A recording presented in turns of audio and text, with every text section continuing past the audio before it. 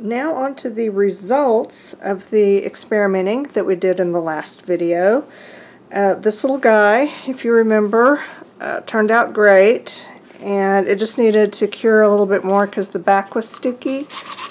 It is no longer sticky, so it is fully cured and soft and flexible and wonderful. I really love these little holes, you know, that it made. And on this one, like if I did want to make this a journal cover, these holes are not in a bad place. You know, I think it would still look very cool. This I might actually trim off just to make the shape more journal-y. And this right here is very thin, and this is easy to you can just tear that off. You know, when it's really thin like this, those are easy to tear off.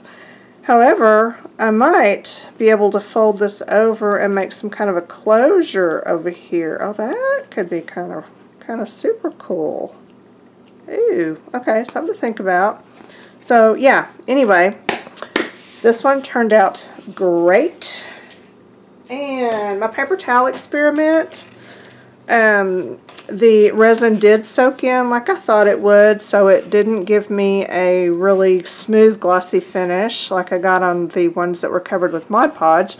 If you remember, this napkin I had just sprayed a spray varnish on it just to see what would happen, and not much really. But this has potential. This was with the flexible resin, and I really like this because it's much softer than the other ones I did. And it would be super easy to coat it again to get a glossy smooth finish if I wanted to. And I could do that on either side. Let's talk about these sides, the front and back. Anytime you pour out resin onto a surface, it is going to pick up the texture of whatever that surface is. And there are, as far as I know, kind of precious few surfaces that you can pour it out on and still be able to peel it up. One of them is the Teflon sheets that I use.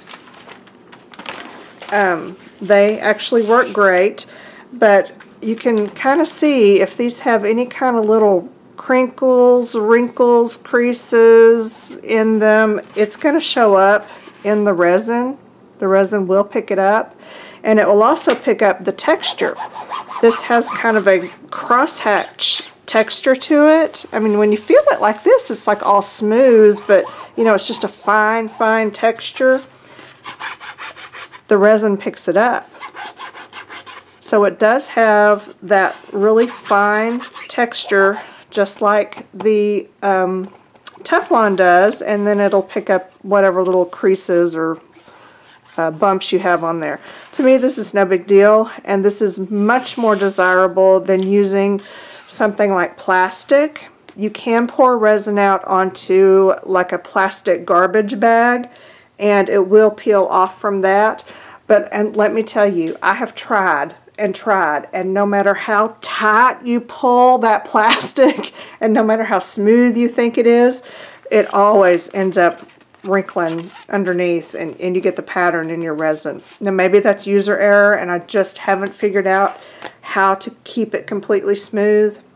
But you know, sometimes while the resin's curing, and especially with this alcohol in it, it kind of moves. It kind of pulls in on itself, and it may shift a little bit, and it shifted the plastic with it, and I ended up with lots of crinkles, kind of deep creases on the back that I wasn't happy with. I can live with these teeny ones. So yes, your resin will pick up the texture of whatever you let it cure on, whatever nonstick surface you let it cure on, FYI. But this is cool. This is kind of bumpy. This was the top side that I poured the resin on the paper towel, and then this side is the back side that was up against the Teflon. And I could go back actually and add some more color to brighten it up because this is so dark. This has possibilities. I'm gonna think about this, and then I might play with that again later. Okay, our other experiment was this piece that I did with the floopy. I think I'm going to call it floopy resin because I just kind of like floopy, you know. And it's floopy. It's just kind of floppy and droopy. So it's floopy, right? Yeah, okay. Floopy resin. There we go. Trademark, whatever. Now this one, remember I poured the clear over it because it had this really kind of cool big hole right here, but if I'm thinking in terms of journals, that's going to be a problem because that's going to be right where my binding is, right? So I did this whole thing, let it cure. It did beautifully. It set up beautifully, and it is it's fully cured, no tackiness. And I think because this is like 2 layers, this one and this one, or maybe I just poured this one thicker, it is not as floopy as this one is, but still it's really just kind of perfect as far as making a journal cover. Right? Look at that. That's just like perfect. Perfect weight, perfect size. Let me show you. It is about the size of one of my full sheet custom keepers. This is the template that I use when I'm punching them. So you know what? I think I'm just going to go ahead and punch it. Let's make a custom keeper out of this, just like right here on the spot. Let's just do it. Okay, here's how this works. I think I've showed this before. I use my little template to mark where the holes go. I made the template out of one of those plastic cutting mats that you get at the Dollar Tree. This was a very wise viewer suggested that. I think maybe it was Dawn. I think a couple people did, but I believe it was Dawn, who does the tangles. If I remember right, she was the one who said, hey, go to the Dollar Tree and get some of those plastic cutting mats. And like, seriously, I went right then and got them, and they worked perfectly. So just position this, kind of trying to get it just right, and I'm using just a Signo gel pen.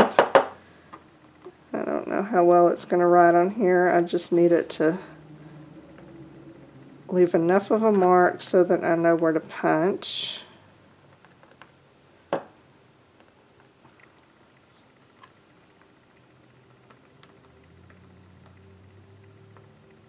There we go. Yep. Okay, so there's where I punch, and I've got my handy dandy crocodile big bite puncher thing, and I'm just going to line it up with those little marks I just made and punch my holes.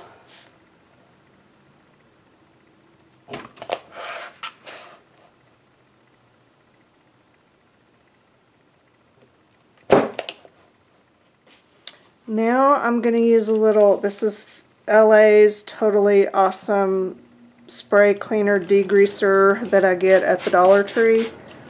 I use this all the time. This is the best, just regular household cleaner, and it's a whole $1.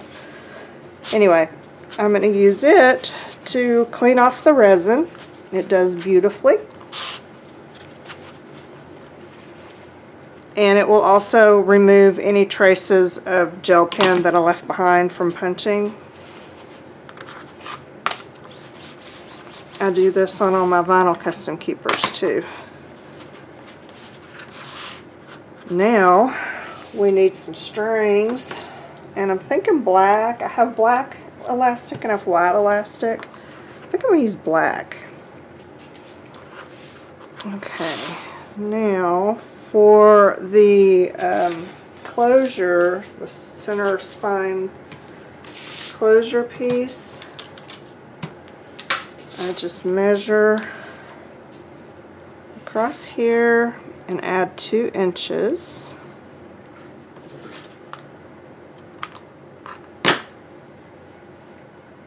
And then I use a lighter to kind of seal those cut ends of the elastic, and then tie it in a knot.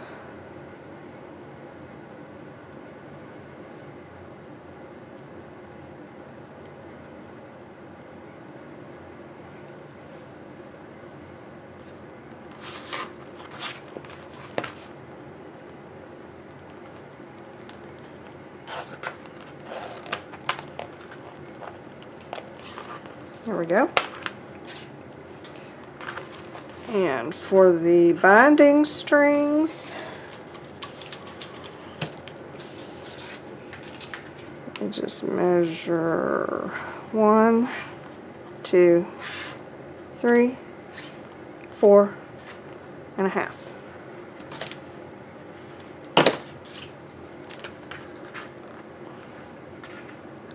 Do the same thing here. And then string them, and I don't have my little wire, little piece of craft wire. Makes it easier to string. Go in the middle. You get stringing instructions with every custom keeper because they come unstrung. Unless you buy the finished vinyl ones or the finished resin ones that I've already painted and decorated. Those come pre-strung, finished off, ready to go. But all the others, you have the option to unstring them so that you can decorate them and then restring them, and I include restringing instructions with each one.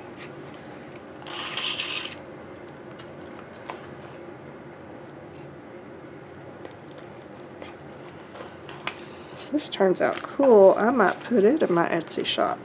It'll cost about $1 billion. You know, because all the time and effort went into it, and just the migraine from the mess that it made. Yeah. But who knows?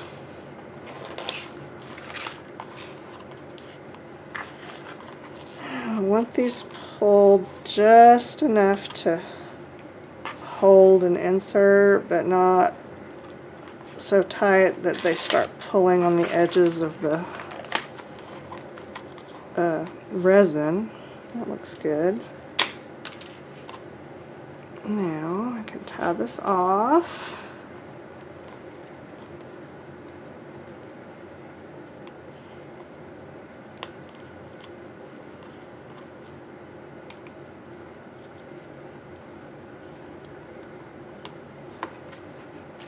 And I would probably, yeah, I'll go ahead and clip off this excess elastic and then seal those ends. There we go. Now, let's see. Oh my gosh. It really works. Oh, that's so fun. Okay. I've got some paper folded up here that I did, you know, in case it worked. So these are just scraps of painty papers and stuff. So let me put these in here and see.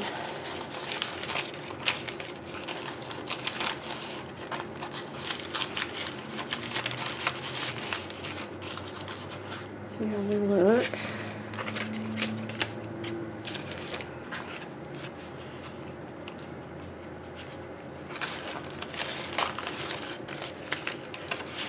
I didn't measure these papers, I just kind of eyeballed it, so some of them may be a little bit too long.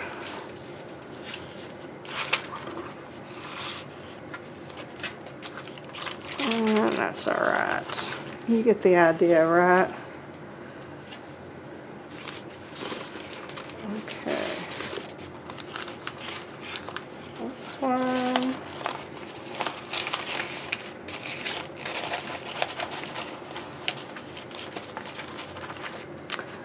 And this one.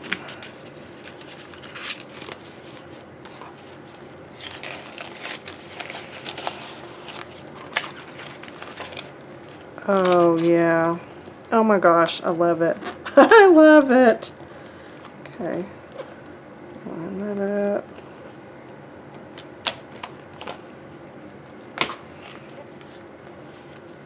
I wish you could feel this. Okay, this is a resin notebook Traveler's Notebook style cover, made completely out of resin and alcohol inks without anything underneath. It stays flexible. You can wipe it clean. I don't know how it's going to hold up as far as durability. You know, this is brand new. We just invented this, just like right here. So, yeah, I haven't really tested it for that, but oh man, I'm loving that. Loving that. Okay, so this works. Yeah, I'm probably going to obsess over this for a while and just be making these left and right. We'll see. Oh, I did want to show you, I did a little bit of experimenting with another one. That first one I did. Okay. I had journals on the brain and I wanted to see what would happen if I just made a journal out of it. How this was my like experimental, let's see what happens if thing. So remember it was like this piece, and I tried 3 different bindings on it. This is binding directly to the vinyl, not vinyl, I'm going to keep saying vinyl, resin, and this is floopy. This is like really floopy resin. It's like this one. So again, I know that these little skinny pieces can tear easily, but I don't know about this. And oh look, yeah, this does tear pretty easily. So this might be, I might have to put these all encased in this clear so that they'll be more durable. Because yeah, that does tear easily. Okay, good to know. These are fragile, but they're also very versatile. And I did it in this one. I know I can do it in this one. I put, okay, this first binding that I did right here with these strings, I just poked through with a pokey tool. Not a good idea because, see this, how it kind of tears? Yeah, even though I just went straight down with my pokey tool, it just did not make clean holes. It just more like, it was like an exit wound, really. You know, it's got junk happening that I didn't really like. So then I tried with my crocodile, poking holes. That worked great. Doing the crocodile, they don't really pull. I'm not having any issues with ripping on those punched holes, so that worked great. And it also sewed beautifully. I used a heavy kind of a leather needle and some heavy upholstery thread, but I really don't think I even needed to do that. I mean, it just sewed perfectly. There was no issue at all, and I have a janky old sewing machine, you know, nothing special. So you can even sew through it. But because it is kind of delicate, I think I probably will encase them all in another clear layer, or maybe just pour this thicker. Maybe that'll work. So yeah, I've still got some experimenting to do, but I think it's safe to say that this is just a fun, cool, new possibility for us to have, you know, functional, usable resin that's just outside the box awesome, I think. So give it a try if you're so inclined. If you're not, I'm going to probably try to make a few of these from my Etsy shop because I think they're great. And we'll keep playing and see what happens. And you can probably tell this is why I don't do this kind of experimenting on video very often, because it can just drag on and on and on. I had no intention for this to be 3 parts or however many it's ended up being. So yeah, it just kind of happens because one thing leads to another, and before you know it, you've got a 6-part mini-series. But if you've hung in this long, thank you very much. Thank you for watching. The end.